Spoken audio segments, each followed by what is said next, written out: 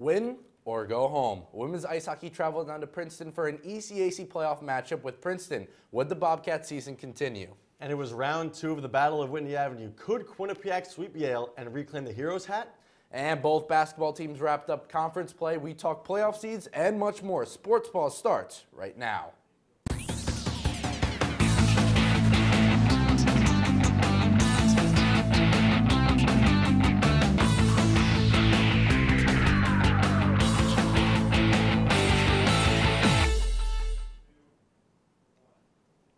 Hello, good evening, and welcome to Sports Paws. I'm Dylan Fearon. And I'm Andrew Badillo. Dylan, we're about to enter the thick of the winter sports playoff season. We're going to start it off with the women's ice hockey team. Its season on the line this weekend as it took on Princeton in the ECAC playoffs. Hit it. We're going to get it on to game 1. Here we go. Down from Hobie Baker Rink in Princeton, New Jersey. The Bobcats looking to extend its season down at Hobie Baker Rink. We're going to take it on to the third period right away. Carly Bull coming in for Princeton here. She's going to rip one on goal. Sydney Rossman takes care of that one. Just under 3 minutes to go in regulation. Quinnipiac on offense down. Melissa Samaskevich shoots one on net. However, Steph Neepy takes care of that one. On to overtime we go. Fiona McKenna is going to pick up the turnover by Rossman, and she's going to put it on goal. Here, Quinnipiac's going to be on offense. A nice little drop pass, or rather, Kate McKenzie skates it in. There's the pass. Shot on goal to Neepy. She saves it. Double overtime we go. Teams both skating extremely well on offense. Princeton picks up the turnover in the offensive zone. Sydney Rossman with the kick save there, extending the game a little bit farther into overtime. Quinnipiac on offense here. However, Princeton does a very nice job along with Neepy getting the puck out of the zone. More hockey to be played. And here we go. Another turnover at neutral ice. Princeton with a great opportunity, but Rossman with the shoulder save to triple overtime. These guys are gassed, Andrew. Triple OT. In the first game, nonetheless. Quinnipiac on the breakout. Melissa Samaskevich is going to pick up the puck. Drop one to Kate McKenzie, and there it is, Dylan, the game-winning goal. 3-2. Quinnipiac takes the game. They lead the series 1-0. Triple overtime. Are you kidding? These guys are gassed, but they have to go at it the next day, 3 o'clock in the afternoon, Hobie Baker Rink. We go for game 2. A Quinnipiac win puts them in the ECAC semifinals at Clarkson. A win for Princeton forces game 3 Sunday. Let's go. Tigers scoreless in the second period, but they move the puck nicely. And Kimco Marinacci in the circle. No good save by Sydney Rossman, but she puts it in on the rebound. But wait, the officials wave it off. Andrew, the Zebras would talk for quite some time, but after a long review, they would announce that the goal is good for Princeton. 1-0, the Tigers with a much-needed goal in a do-or-die game for them. Just 2 minutes later, again from the left circle. This time it's Cassidy Tucker. Sydney Rossman, no chance. 2-0 Princeton, and that's all the Tigers would need as they would force game 3 for Sunday afternoon. Sydney Rossman, what has to change? What can we expect from you from game 3? Just a lot of fight, a lot of battle. I think our team's pretty competitive, and we don't want to lose, especially the senior class. Like, we don't want our season to be over, so I think just a bunch of battles tomorrow. And going into tomorrow, what adjustments, if any, do you think the team should make? I think we're playing pretty solid hockey right now, so I'm not sure if we need to make any adjustments, but kind of just that extra drive to score. We didn't get any goals, so obviously the goalie played a great game, but I think if we can just put the puck in tomorrow, we'll be in a good spot. All right, Dylan, you hear it. Rossman saying the team just needs to do what it's been doing and just have more emphasis on offense. First period, here we go. Do or die, game 3. Princeton on attack. Kelsey Coulter's initial shot is going to be saved. The puck's going to come out, however, to Molly Contini, and she's going to score. Princeton up 1-0. Bad news for the Bobcats early on. Another goal deflected off of Quinnipiac's stick goes in. So Quinnipiac down early, 2-0 in the first period. In game 3 after that big triple overtime win in game 1. Things certainly looking down for them. Second period on offense. Princeton doing a great job deflecting shots, blocking them. Quinnipiac not really having much luck on offense, and it would be Princeton on offense here who would show more prowess. The Tigers, a nice shot on goal. Sydney Rossman saves it. Third period. It is the last 15 seconds of the game. Nice passing by Quinnipiac. Megan Turner is going to put one past Neepy, but it would be a little bit too late for the Bobcats. Your Princeton Tigers will advance to the ECAC semifinals where it would take on Clarkson. You know, offense has been the struggling point of this team all season long. No goals in game 2 and just 1 goal in game 3, and it came in the last 15 seconds. Not acceptable from Quinnipiac and Cassandra Turner's team. Bobcat season is now over, and for 7 seniors, a career has come to a close. Joining us live to discuss more about the women's ice hockey team is Kirby Paulson. Kirby, you were at the series, so first let me ask how's it going in there? Did you get to enjoy a Jersey bagel while you were there? No, we didn't grab any bagels while we were there. I didn't really take in the full experience the state had to offer. Now, Kirby, you were there for all 3 games. What the HE double hockey sticks happened to Quinnipiac? Up 1-0 and they fall in the final 2 games. What happened? Not really entirely sure. I mean, it was a great defensive battle. Both teams played really well. I think, one of the things that we talked about to Cass after the second game was how hard both of these teams are going to battle. That's something you saw in that third game. But I don't really think that this team played all that badly. Don't forget, they were missing TTC and Ferrano. Not for nothing. They took this team in Princeton to a third overtime. In the midst of adversity, the team never wavered. It didn't look like a whole lot of composure was lost. Cass talked about the importance of those 1-goal games all season going into the postseason. So I think in a low-scoring game like this one, they really held up pretty well. It stinks for them because they were kicked out of the tournament. But again, I think it was a really strong showing for a team that was still trying to find its way in this tournament. All right, Kirby, great insight there. But do you think the season should be considered a success? I mean, this is a team that went to the NCAA tournament last year and won the ECAC championship. So, I mean, it's a 20-win season, but is it a success? No, just how long are you going to be here till? Like another 5-10 minutes for this one. All right, no, there's no problem. So y'all be done. I mean, why shouldn't this season be a success? If we're really thinking about that, they had a bunch of player performances in which people really stepped up. Players like TT Sanferano and Melissa Samoskevich who didn't necessarily step up on their offensive predictions, but lines like the Marcone line, Randy Marcone, Kenzie Lancaster, and then you get people like Kate McKenzie and Kenzie Prater. Look, hockey goes a lot farther than just winning trophies and winning championships. Sure, for a lot of teams, that's the end goal. But in terms of a program and in terms of the success for the program, I think this is a really good benchmark year to say, hey, we still had a successful year. We still won as many games as we really went out and set out and wanted to. Cass Turner talked all season about how they wanted to be playing their best hockey by the end of the season, and they did just that. So yes, they were kicked out of the ECAC tournament, but on the other side, you got to remember, they did have a fairly successful season. Kirby, all season long there was talk of freshman Abby Ives should replace a somewhat struggling Sydney Rossman. I think people were right in saying the switch should happen. Here's the thing about Ives. A lot of times during this season, people did say that Abby Ives should be the one taking over for Sid Rossman. And while there were times where Sid Rossman did struggle, especially in the beginning of the season where she was trying to find her way through the season, I still think Sid Rossman was the better choice because while Ives is extremely impressive and while I'm interested to see if she gets a starting job next year or maybe they have another recruit coming in, Sid Rossman is a competitor. That's something that this team preaches. Not only is she a competitor, she's a leader on the ice. You hear her screaming from the crease. And not for nothing, her stats really added up. And at the end of the season, with confident wins against teams like St. Lawrence and Clarkson, she was just as important. And in that Princeton series, while they did lose, she kept them every step of the way within the mark of that game. All right, Kirby, you talk about Abby Ives and Sydney Rossman there, but what does the future hold? Rossman's going to be gone, and Ives is going to be going to be the goalie who's going to step in for the Bobcats. I mean, look, the future looks bright. If I had to use one word to describe the future of this team, it's promising. They're going to miss players like Woods, like Rossman, like Baumgart, like Turner, players like that.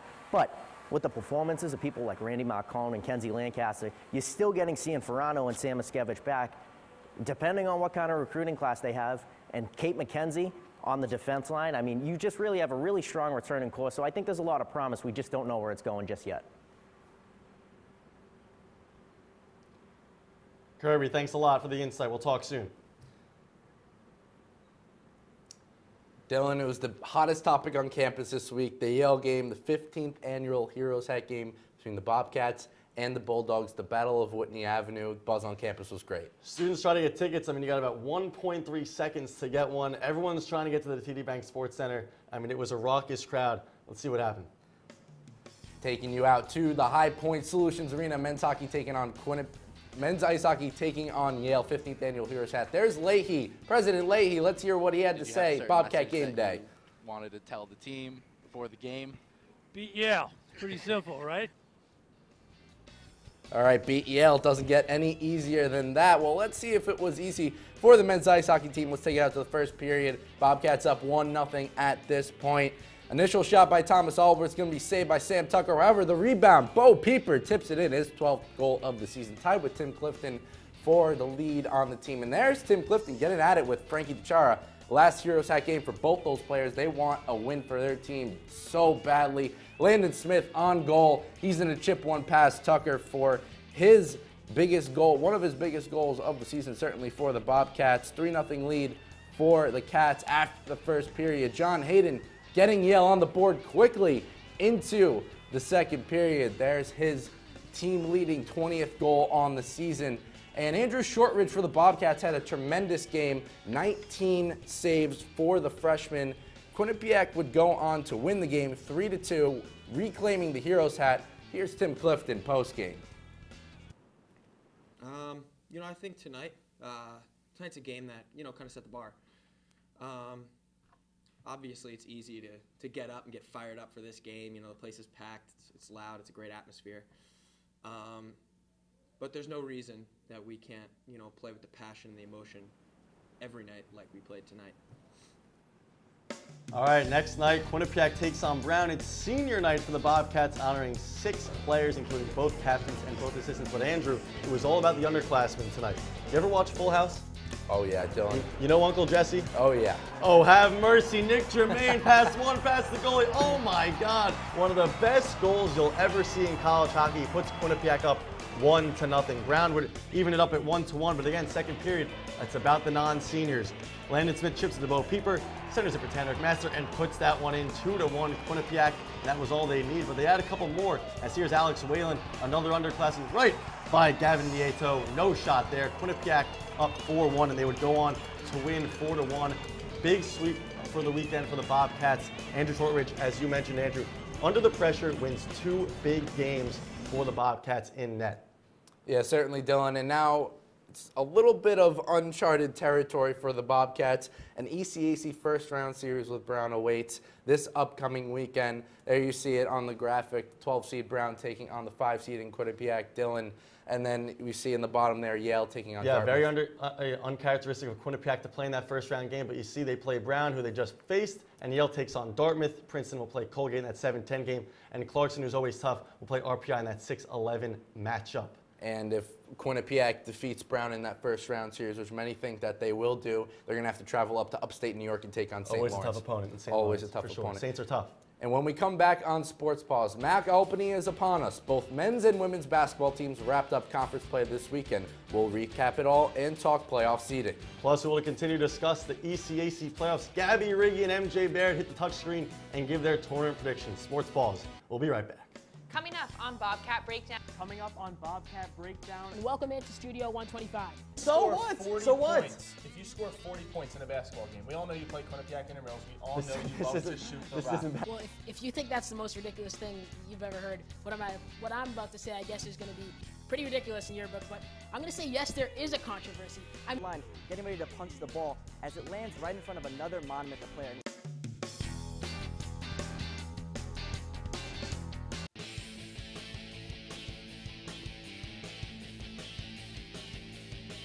Hello, Quinnipiac hockey fans, and welcome to the Neutral Zone. Definitely St. Lawrence, and I think you're going to see the test coming up real soon. It might be having a bit of an adjustment issue without that CBS line, but don't count them out. At High Point Solutions Arena in Game 2 of Quinnipiac vs. Northeastern Series.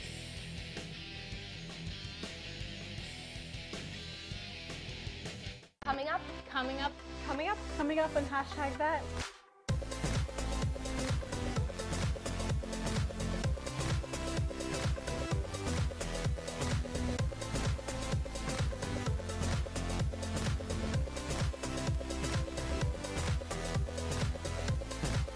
We are your source for Quinnipiac's entertainment news.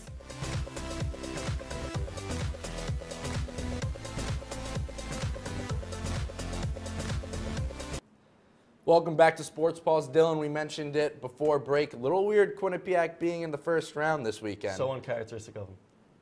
We're going to take it now to the touchscreen. MJ Baird and Gabby Riggy stood by with their predictions for the weekend. Andrew Dillon, thank you so much. I have Gabby Riggy beside me now. We're here at the touchscreen, your men's ice hockey ECAC first-round matchups. Gabby, a lot to get to, so let's jump right into it. Quinnipiac hosting Brown this weekend. Quinnipiac, of course, hosted Brown just last weekend, so we'll see a rematch. Absolutely, MJ. I'm going to go Quinnipiac once again. They've taken both games in the season series. Brown only has one road win this entire season, and it was an overtime win against Dartmouth. Gavin Nieto and Tim Ernst really haven't been that great in goal for Brown, so I think that's going to push it along for the Bobcats. All right, the 6-11 matchup again. This one, a little bit of a mismatch up here. Clarkson and RPI, what do you have? I'm going to pick Clarkson. I think it might go a 3-game series just because Clarkson's 500 at home. I think that might be the biggest thing. Guys like Bourbonnais and Nanny are going to be really big for the Engineers.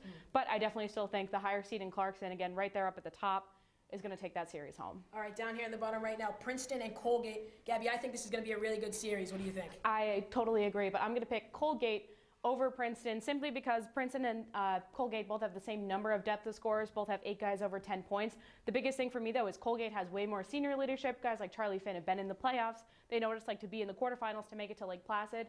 I think Princeton's a really strong team and a really deep team, but they're still very young, and I think experience is what's going to help the Raiders most. And, of course, down here we have your 8-9 matchup right down the road in New Haven. Yale hosting Dartmouth, also a good series. Yeah, absolutely, MJ. That's my pick for the series to watch most. Keith Elaine, Bob Gaudette, two of the best coaching minds in the ECAC. I'm going to pick Dartmouth again, another upset. Okay. Recently, they've been trending upwards going into March, but it's interesting because Gaudette's still been experimenting a lot with his teams and the location.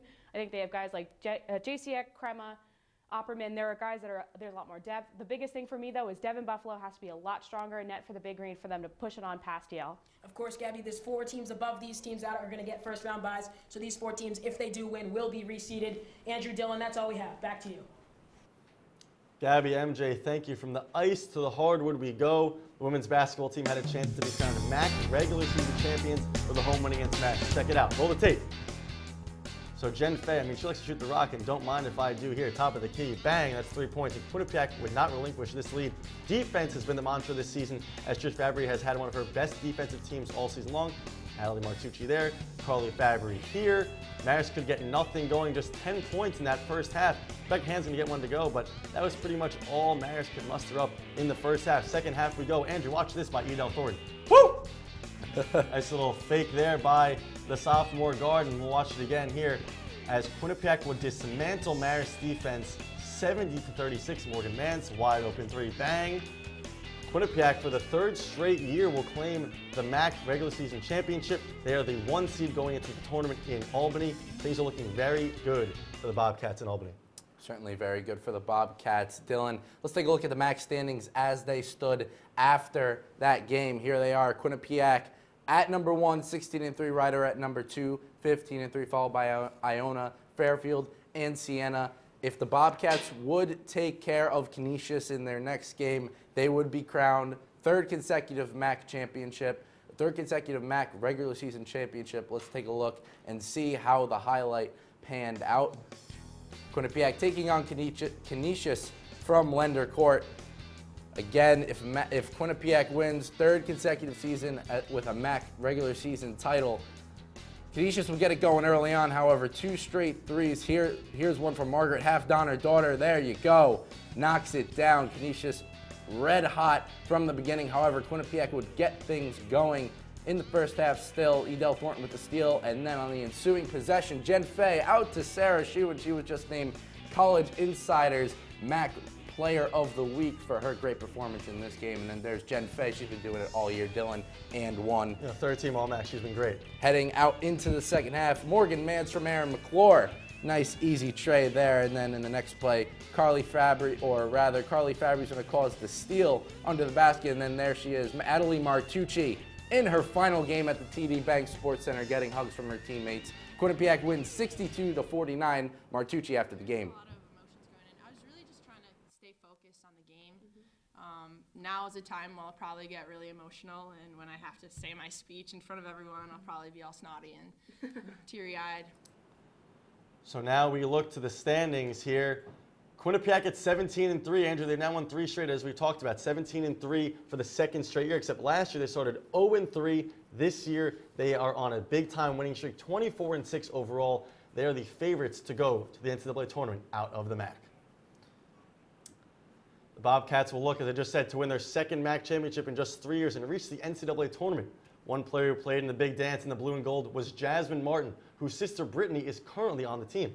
Their dad, Mike Martin, hasn't missed the game in years and has ingrained the mantra of family in his daughter's brains. Maury Hirschgordon shows us how distance is not a barrier.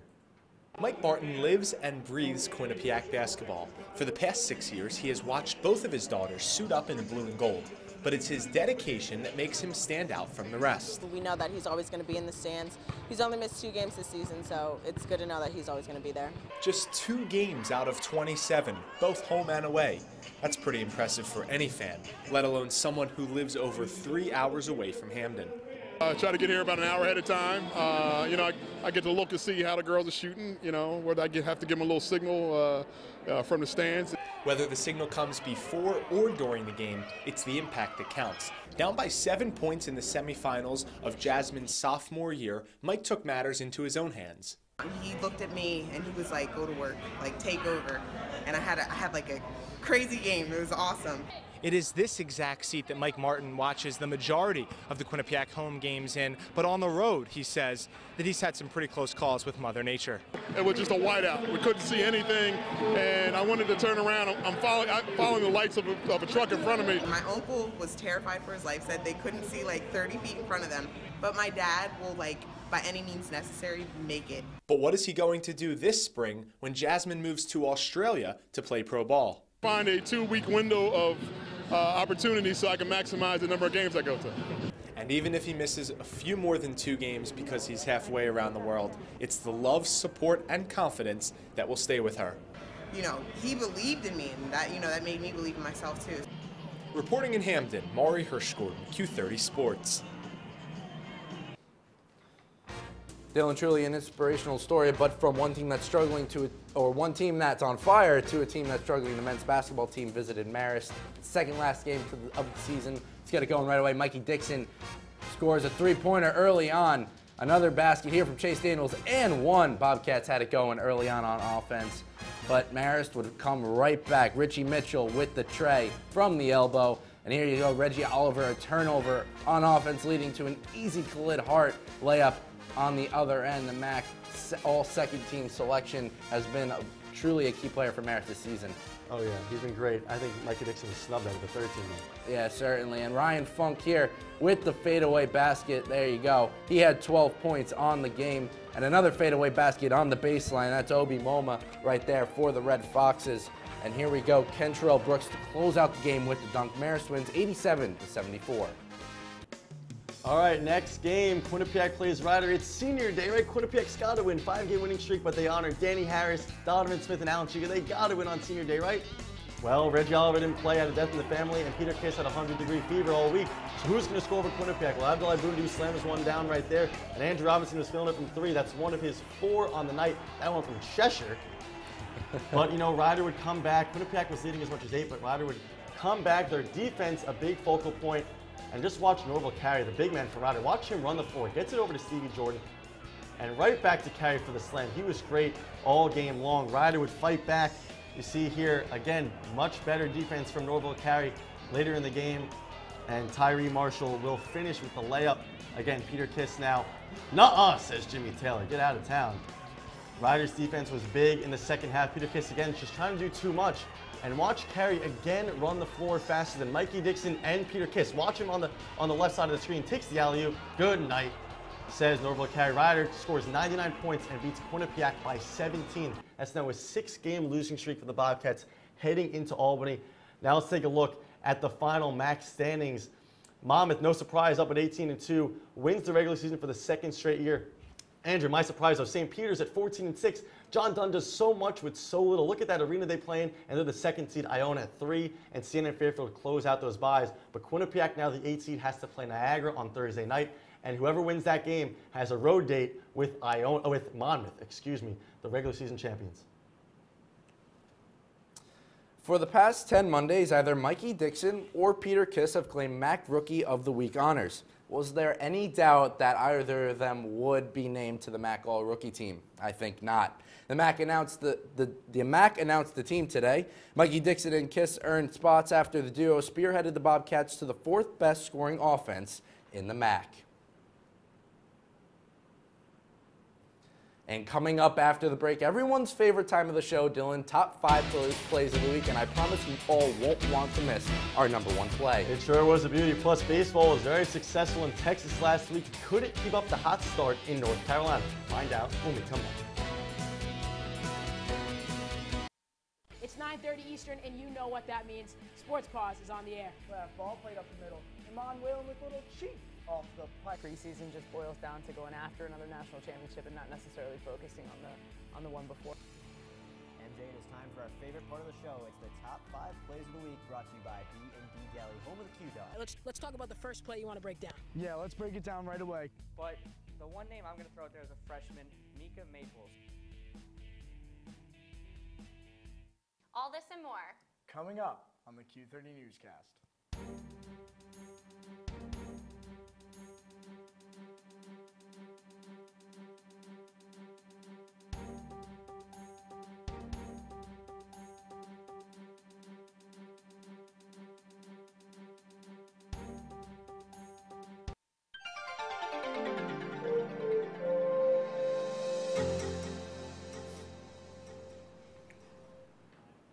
Welcome back to Sports Paws. Dylan, the men's basketball team needs to do some soul searching before the playoffs start this weekend. Defense has been the big struggle for this team, but one of the better defenders on the team has been Daniel Harris, who sat down with Q30 Sports' Chris Stacy to discuss his time at Quinnipiac.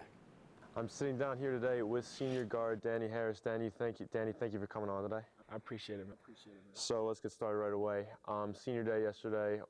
How was the pre-game ritual? What did that mean to you? It was just another game. I did the same thing. I think the most special part about it was actually a little different. My father shot with me before the game because he was here. I really, cherished that moment because, that's probably the last time I'd be able to do that in that moment. But overall, it was a special day. I really appreciate all the love and support that we got, especially from the cheerleaders and things like that. You were a transfer, so you're only here for 2 years, but what has Quinnipiac done for you? What has this school done for you for basketball, outside of basketball? It's been a great family environment.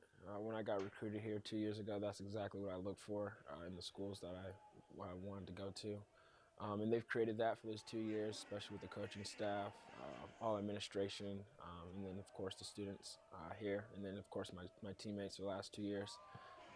It's created a great place for me to come back, enjoy, and it's just I can't say enough about Quinnipiac, and I'm glad I made that decision to come here. You finished your last regular season here at Quinnipiac. You're going into your last postseason in postseason here at Quinnipiac. MAC tournament's coming up this weekend. You guys are taking on Niagara, the first round game on Thursday. What are you most looking forward to this weekend? Just a battle. Enjoy playing basketball for 4 days, because I also got to cherish that, because that's probably my days are numbered playing basketball. So just cherish it and cherish it with my teammates. And hopefully beat Niagara and then hopefully see Mom from the quarters. Speaking of Niagara, what do you think you guys need to do in that game to get the W? Defend. We haven't defended in the last 2 weeks.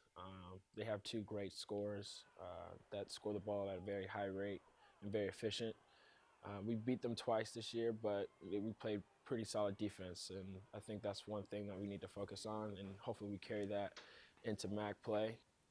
Thanks a lot, Chris, for the entire story. You can check it out on our website, q30television.com. Switching over to spring sports, Q baseball looked to continue its hot start to the season this weekend as it took on Campbell University in a 3-game set. Despite taking the first game 7-5, the Bobcats dropped the next 2 to the Camels to lose the series. Matt Batten shined for the Bobcats over the weekend, cashing in 2 multi-hit games to go along with 3 RBIs. And now, Dylan, it's everyone's favorite time of the week. Top 5 plays presented by B&D Deli Works. Come in and try the Quinnipiac Panini and the Q-Dog sub.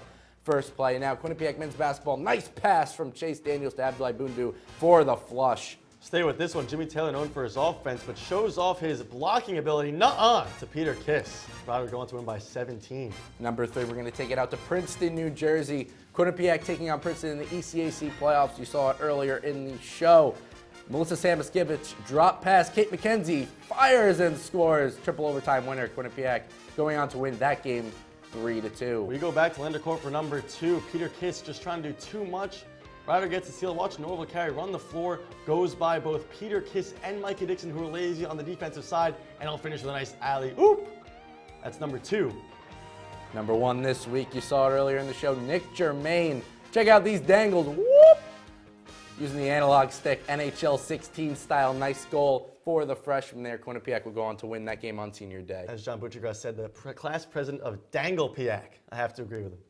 Well, that'll do it for this episode of Sports Paws. For more information, please visit our website at q30television.com. And be sure to follow us on Twitter at Q30Sports and at sports_paws. For Andrew Video and everyone behind the scenes, I'm Dylan Fearon. Thanks for tuning in. We'll see you next week here on Sports Paws. Good night.